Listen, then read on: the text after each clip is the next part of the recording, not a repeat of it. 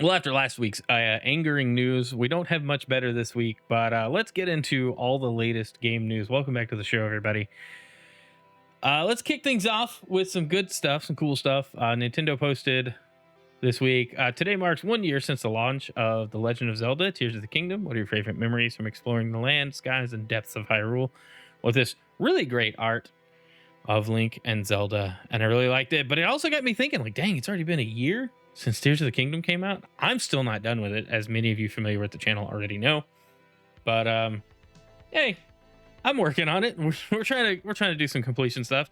But you guys, let me know. What is this one of your favorite Zelda games? Is it like a top 5, top 3, even in the top 10 for you? I could rank it based on my playtime, but I'm gonna wait until I finish and get the full story. But I do love the game, and I'm hoping to finish it real soon. Let's go on to our next topic. Little Kitty Big City. I started following this account because this game is amazing. I love it. It is so adorable and fun, and it just reminds me of old school platformer collectathon exploration games. Meow wow, we've sold 100,000 units in 48 hours. You guys are a meowsing. That was painful to say. I need you to know. Thank you so much for playing our game. 100,000 units in 2 days. This game deserves so much more, and it's so great. And I am very thankful that it was on Game Pass. I should buy it though. I plan on buying it. It is such a fun game. My daughter's loving it. I'm loving it.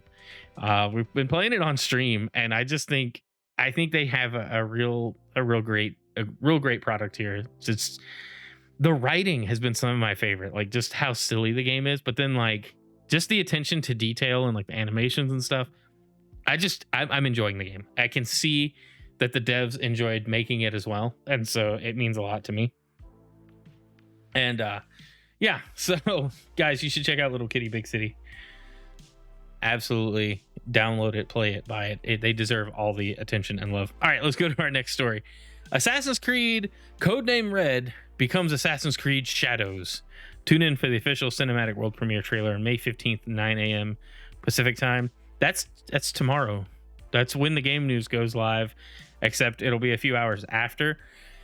I'm hoping for some cool stuff. We've been looking forward to whatever Assassin's Creed Red will be for some years now, it seems. It feels like.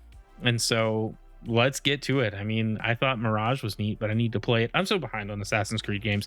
I get excited for every new one, knowing full well I haven't finished an Assassin's Creed since Rogue, and I don't think I've even really seen much outside of trailers and stuff on the newer ones. So take that for what you will. I love the series. The games are so long, and there's so many games to play. Like, what am I gonna do? But yeah, so I'm looking forward to seeing what this looks like on May 15th. All right, next topic here. I don't like this. I'm just going to preface this with that. EA is prototyping in-game ads even as we speak. This is from The Verge, Alex Castro. EA has a long storied history of trying to wring more money out of gamers after they've purchased the game. Now, it appears the company's hard at work on its next generation of in-game ads. EA CEO Andrew Wilson admitted as much on the company's Q4 earnings call. When an analyst asked about the market opportunity for more dynamic ad insertion across, I'm just having trouble speaking. I'm sorry, chat. Bear with me. That more dynamic ad insertion across more traditional AAA games, he said the company's already working on it. That's gross. Okay? We don't need ad inserts in our games. I don't need okay, you know those apps that you download because they look like they'd be fun games, but literally every transition is an unskippable ad that you have to like wait for a different game to be advertised to you before you continue. That's what this feels like. Do you guys remember Sega Forever? They put ads in Sonic, like classic Sonic 1 and 2 and CD. Every level change, every time you paused was an ad. That's this. That's what they're wanting to do. Except there's one case for this that I could make, and people might disagree. And if you disagree, let me know in chat. One case I could see is if I'm walking around in a city game, Grand Theft Auto, Watch Dogs, something where like I'm free roaming a city environment, and there's a billboard, and that billboard is for an actual product. I think that would be acceptable. Or if there's like a banner up on like the side of a wall, or so. I'm gesturing with my hands like you guys can see. But like if there's a place in a game where some kind of advertisement would naturally be, it would not bother me if it was for a real product, if it fit in with the game. If it was suddenly like out of place, like there's a real picture in like the game world of something and not just like a product shot or a tagline or something, that's a little different. But I think overall, I don't need more ads in my games, and I don't know that that's very profitable, because it just seems like it would only be relevant so long as that game is relevant and the ad space is still for sale. So, you know, building out this process to insert ads is probably one and done for EA. But the long-term support of it, I mean, that's going to be seasonal at best. I just think it's weird. But yeah, I only see one situation where this looks okay. Otherwise, no, thank you. We have teams internally in the company right now looking at how to do very thoughtful implementations inside of our game experiences. Says, I don't want to take Wilson out of context. You read the full question and answer, you'll see the in-game ads aren't the thing he's most excited about. He says it's still early on that front. Repeatedly says EA needs to be very thoughtful and suggests the bigger ad opportunities beyond the bounds of games outside of a game itself.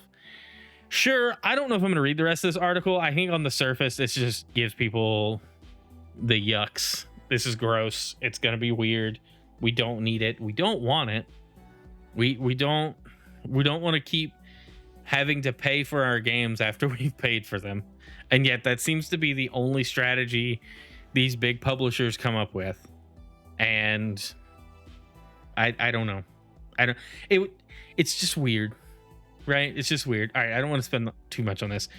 Okay, let's talk about Microsoft after the week they had and the experience they continue to have after I could not cover this last week. The game news got done, but it was not good quality, and I'm not going to go off on a good tangent there, but let's just say I missed an opportunity to talk about this. If you caught the Crystal Core radio show over on Ginger Prime's channel or the Work to Game channel, my thoughts were pretty much summed up there, but just with less salt and anger on them, because I just felt very restrained, self-restrained, not by anybody else on that show. Anyway, but Microsoft has been doing some dumb things and making their whole community mad and just have lost the trust of people. So, you know, this is an interesting story that came out last week, but I don't see too many people talking about it, but Microsoft debating Call of Duty on Game Pass along with another price hike. So this comes on the heels of them closing down studios and talking about, well, we need smaller games, but then close down studios making smaller games. And then, you know, the corporate response from Xbox leadership is gross. And we know that the decisions at Xbox have been like top down from Microsoft lately because of how much they spent on Activision Blizzard and everything. And we still don't have Call of Duty on Game Pass.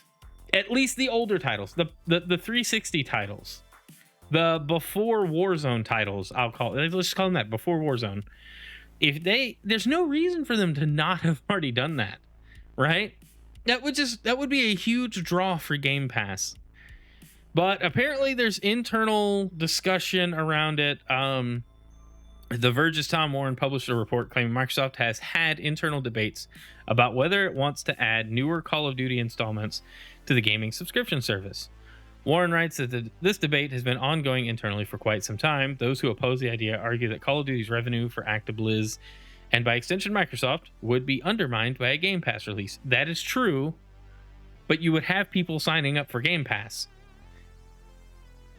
I mean, yes, you wouldn't make the $70 in November for the latest Call of Duty, but you would have hundreds of thousands of people signing up for Game Pass, and a large percentage of those people forgetting to turn off their subscriptions. So as gross as that sounds, it just stands to reason that they need more Game Pass subs. They're talking about a price hike. They're talking about other things to try to get Game Pass to be more profitable, because we all know that the model as it is right now It's not as sustainable as they would have led us to believe, and that's just due to the nature of external factors, the economy, the cost of game development, the state of the world right now. There's a lot of factors that have come in and affected how games are being made and how expensive things are. What do you want to do?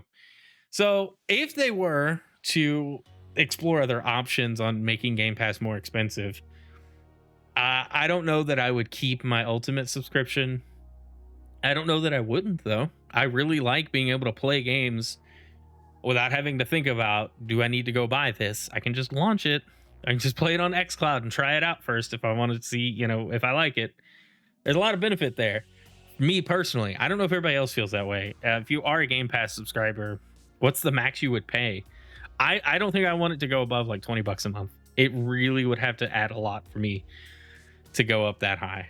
20, $25 a month would be like, that'd probably be my limit, just because, I'm paying for other subscriptions. I got bills too, just like everybody else. I don't need $25 a month coming out of my account for something I use for a system that I mostly play Fortnite on these days. Let's just be honest. I do get to try a bunch of games, get to play a bunch of different games.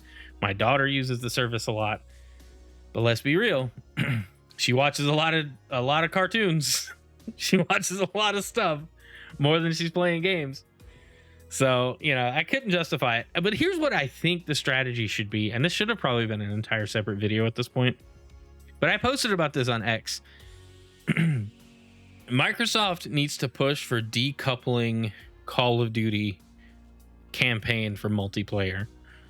Make multiplayer 100% free to play with Warzone. But that means like team deathmatch, kill confirmed, ranked games. Take the Halo Infinite route with multiplayer, make it completely free. People would flock to it. I, for one, would love to play Team Deathmatch without having to buy Modern Warfare 3. I have no desire to play the campaign at this time. Maybe when it's like a little cheaper, maybe when I have less games to play, but let's be real, that's not going to happen. The backlog is ever increasing. But anyway, decouple these things, right? Separate these two tracks and just sell the single player campaigns, or just put those in Game Pass day one and expand how monetized the free to play Warzone would be with that multiplayer component included.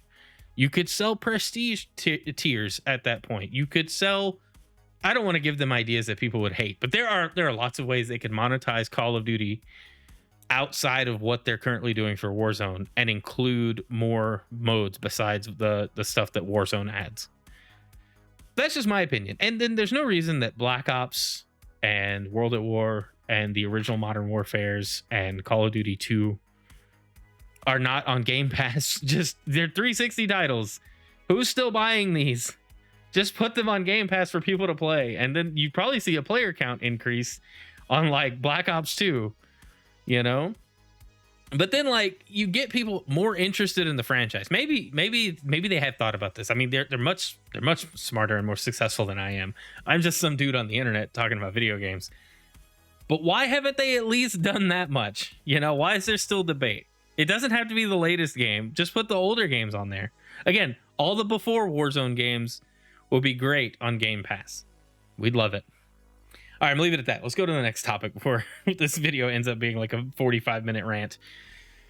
Okay, Zelda news. According to leaker Midori, who is a very credible Nintendo and gaming leaker, Breath of the Wild could be getting a new edition on Switch 2. Yu King was Breath of the Wild's code name. A deluxe edition of Breath of the Wild with all the DLC on the cart, with enhanced visuals and performance, would be tempting. So, this is Midori's tweet. There's a project at Nintendo with the code named Yu King O. It might be related to rumors of the next Nintendo console code name. So, what if Nintendo re-released Breath of the Wild with the Switch 2 and it was a better game, ran at 60 frames per second, had better visuals, just was a better product than the original, comes coupled with the DLC, maybe has some other enhancements, some quality of life things that Tears of the Kingdom got baked into Breath of the Wild. What if that's the case? Well, I asked that question. What would that look like if Nintendo is releasing Breath of the Wild Remastered for Switch 2? Do you think it's a free upgrade, a paid upgrade, or a new game for $60? And so most people, and only 37 people voted on this. So thank you, 37 X users who decided to vote. But most people in this result set said new game for $60. It realistically probably be 70, but I just picked a price point for Nintendo. I'm in the camp it would be a paid upgrade for best results. Let me pop in my existing game and play, upgrade it or not. Make it $15-20. Yeah, I mean, make it 30. Who cares? Like, you could price it at whatever you want. But I just think buying a whole new game and not being able to play at least my existing Breath of the Wild save would be very frustrating, because I'm not necessarily going to want to replay the entire game, but I'd play where I left off with all the gear and the things and just explore the map and do whatever add-on things are there to do, But most people think it's going to be a new release at new game price. It wouldn't surprise me. I mean, look at how successful Last of Us Remastered, Last of Us 2 Remastered, and whatever else. Think about any remastered title and how well it's doing. This will do like probably 50 billion times better because it's Zelda. But yeah, you guys let me know what you think. Would you pay for an upgrade? Would you expect it to be just a free like benefit if you already bought Breath of the Wild and you buy a Switch 2? Whenever that launches, we'll find out. But I don't know. I kind of see, where everybody's expecting. Ginger Prime down here said anything with Nintendo, I always think paid. I mean, it's true. They very rarely do like free upgrade things. I'm kind of in the paid upgrade camp though, but that's just me being a hopeful consumer first thinker. All right. Speaking of Nintendo, 5 years of efforts to sue Nintendo over Joy-Con drift have all but ended with a whimper. Plaintiffs and defendant and the two main class action claims in the U.S. filed in 2019-2020 agreed last week to call for their dismissal. Basically, the Joy-Con lawsuit has been dismissed because of Joy-Con drift. It's been dismissed, and there are reasons. I don't really know. I didn't dive too deep into it, but I thought it was interesting that Nintendo lawyers win again. For whatever reason, Nintendo is pretty much undefeated in court. It's crazy. Joy-Con drift is a huge issue. I've actually got one now. It's one of the older ones that's just now acting crazy. And I'm thinking about seeing if I could get it fixed for free. I don't know if they're still doing that. I have no clue. Let me know in the comments if I'm stupid, but I'm going to try and see if I can send it off and get it fixed because it's acting very wonky. All right. Let's watch the trailer real quick. It's a 3-minute trailer for a new game, Nintendo World Championships. I thought it was kind of cool. I don't know if you guys seen this. Let me know. To the Nintendo World Championships. Electric crowd here. The batteries are I don't know why they haven't tried to continue this. I guess it's just expensive, and COVID probably played a part in that. Time in that sort of environment. The audience was insane. We're wild. I'm having the best time of my life here. Mm-hmm. Yeah, there kid. were lasers everywhere, the music was blasting, and you're on stage and everybody's cheering and everybody's I mean, my mom's the loudest person in the audience, right? You can hear her over everybody else. 1990. I'm excited to go on stage, I'm excited to play, and I'm going to do the best I can. some unbelievable performances that we saw in this first round. Am I going to walk out of here the best of the best? Or am I just going to be another average gamer? It was a lot of emotions at once that me as a 12-year-old was kind of thrown into. Like, this is really like the top level. Those moments are what this Yeah, I couldn't imagine. was made. I could not be There was a few people who a I pro felt gamer. like were very gifted at games. It just happened to be my day. Ladies and gentlemen, we have ourselves a new Nintendo World Champion. After the competition, I was definitely feeling in my head, I can do better. I can come back. I can have some sort of redemption arc.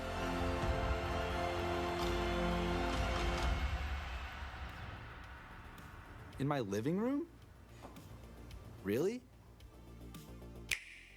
So it's actually like Bring the excitement into your own I didn't know home what to with the expect with Nintendo this. World Championships NES Edition game. Challenges include racing to grab the super mushroom, defeating the Octorok. I think this is going to be fun. I want to do this. Maybe to teach my kid to be a better gamer.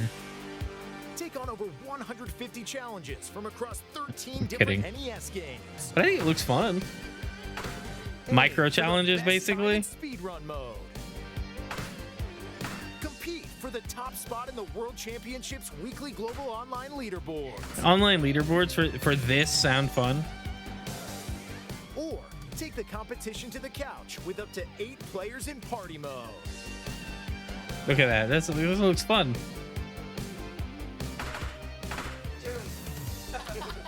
Nintendo World Championships NES Edition launches July 18th on Nintendo eShop. Nintendo World Championships NES Edition Deluxe Set will also be available, containing a gold-colored replica cartridge, 13 art cards, 5 pins, and a physical... I'm gonna pause it here because this looks like a cool set. But how does it not come with a trophy? Like, let me have a living room trophy that me and my wife and daughter can fight over. Like, come on now. Game card. Pre-orders are available now on Nintendo. Anyway, I'd like to pick up the physical edition. I think it's already sold out. I did pull up a still of the collector's edition. That gold cartridge and pin set look really cool. I just think it's like, this is out of left field. It reminds me of NES Remix that came out on like the Wii and the Wii U. Maybe it was the Wii U. Maybe it was the Wii. I don't remember. It was on the 3DS as well, and it was just like old games, but like challenge focused. And I thought that was super cool. All right, let's move on. Square Enix announced shift to multi-platform strategy as part of their new business plan. The group will aggressively pursue a multi-platform strategy that includes Nintendo platforms, PlayStation, Xbox, and PCs, especially in regards to major franchises and AAA titles, including catalog titles. So this is like the obvious statement, right? Like the Sony exclusivity has not panned out for them in the way that they had hoped. But isn't that obvious? Like you didn't even simultaneously do a PC release. And it shows. Square Enix, every week we're talking about more layoffs. Square Enix confirms US, Europe layoffs as part of restructuring. Publishing IT and Square Enix's collective indie games label are effective. Yeah, of course they are, because you guys you can't pay everybody to not sell games. Exclusivity is dead. I think just industry wide, Microsoft has figured it out. Square Enix is reeling from their own decisions. I don't really want to get into the article. Layoffs suck, and I hope everybody that does get laid off is able to find something far better that values their time and efforts much more. But continuing in the Square dunking contest that we're on here, Fantasy 7 Rebirth, 16, and Foam Stars. Who is surprised that Foam Stars didn't sell? Right? Like, it launched in PlayStation Plus, and it looked just mediocre. Like, no offense to the devs. They did hard work. Hopefully they believed in their product. But it did not look appealing to me and a number of other people when it was shown. I wasn't the only one with those feelings. This says 3 of Square Enix's most high-profile recent releases sold worse than expected, the company's president has said. I mean, yeah, okay, you can only get Final Fantasy 16 on PlayStation 5. You can only get Final Fantasy 7 Rebirth on PS5. You should probably only play Rebirth if you played Remake, which is on PC and PS5. But, like, you're handicapping the audience, or definitely a large part of your audience, from playing your games by doing delayed releases and just waiting around. Like, you wanted Final Fantasy 16 to sell, but only put it on PlayStation. Shocker. I hate to sound like super angry and critical, but like Square, and I talked about this on the Crystal Core Radio a couple weeks ago, Square is just doing some like bonkers things with their business that I, as just some dude on the internet who talks about video games and enjoys them, maybe cannot comprehend. But when you see reports like this and you're like, well, yeah, of course you're not selling very well. Economy and quality of life are kind of first and foremost on people's minds. And then if I can't, if I can't buy it, I'm not going to buy it. But then also, if I'm in a position to decide between a few different games and Final Fantasy's not like top of my list, I'm definitely not going to buy it. Like there's a lot of reasons there that these games are not selling as well. But I think the main thing is They haven't been pushing multi-platform, and they've been, you know, signing exclusivity deals, and I think it's finally just gone full circle and bit them. You know, it's a bummer. It really is a bummer for Square. But that'll do it for the game news. You guys let me know what you think about any of these stories in the comments if you're watching on YouTube or Rumble after this is published. If you're watching on Twitch, we're going to kick off the night stream. We got Denalid coming in. We're going to play Orcs Must Die. So I'm going to go play video games with friends now. I have friends, guys. It's true. All right. Love you guys. Bye.